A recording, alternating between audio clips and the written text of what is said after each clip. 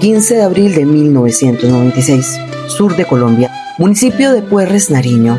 La neblina cubría la montaña como si intentara ocultar lo que estaba a punto de ocurrir. En esos años la guerra ya había cambiado. Las FARC no operaban como grupos aislados, actuaban en bloque, planeaban, coordinaban, ejecutaban, y ese día todo estaba calculado.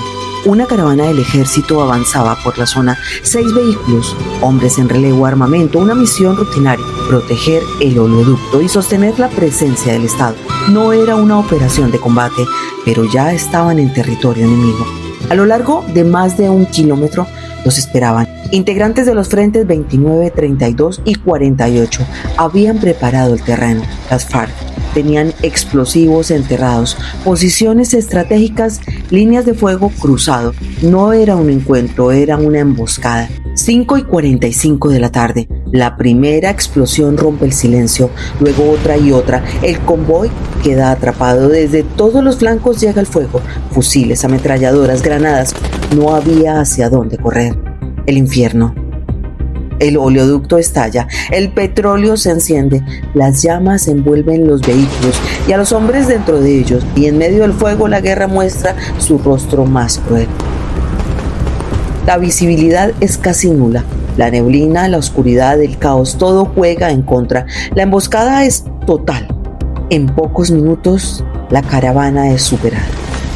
Después del ataque, los guerrilleros avanzan, toman armas, recogen equipos y, según reportes, rematan a varios heridos. Los sobrevivientes se dispersan, se esconden, se repliegan. Intentan vivir 1 minuto más. El rescate. Solo hasta la madrugada del 16 de abril llegan las tropas de apoyo. El terreno, el clima y la distancia ya habían hecho lo suyo. El resultado: 31 militares asesinados, 16 heridos. Puerres no fue un hecho aislado, fue el inicio de una ofensiva que marcaría una de las etapas más duras del conflicto en Colombia. Las familias. Durante años, el silencio también ha sido parte de esta historia. Pocas familias han hablado públicamente, algunas apenas han dejado fragmentos de su dolor en entrevistas, incluso en espacios como YouTube. Y es entendible, porque hay heridas que no se cuentan frente a una cámara, pero aún así, hoy queremos compartir alguna de esas voces, voces que no buscan protagonismo sino memoria, voces que recuerdan que detrás de cada uniforme había un hijo, un hermano, un hogar esperando su regreso.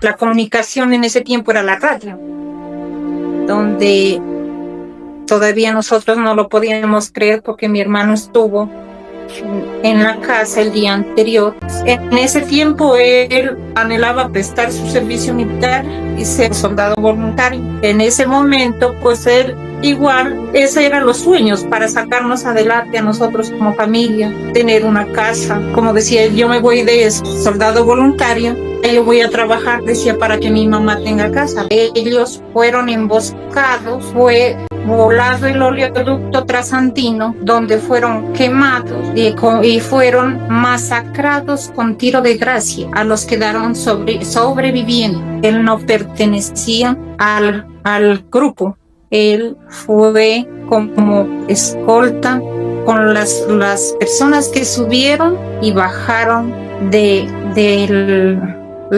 punto llamado Alizares. Después, al otro día, había el medio de comunicación que él había fallecido dentro del grupo. En esas montañas no solo quedaron restos de una emboscada, quedaron historias, nombres, familias esperando y una pregunta que aún resuena en el tiempo. Ya son 30 años. ¿Se pudo evitar?